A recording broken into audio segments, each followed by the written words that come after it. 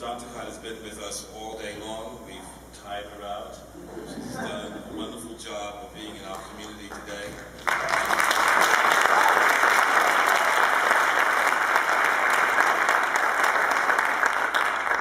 We've given out approximately between 35 and 40 of these awards in slightly different design.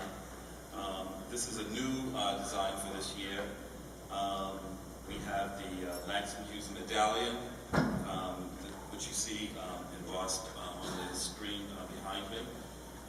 We were given the rights to this from Langston Hughes' estate. So we present this award to Edwidge Dr.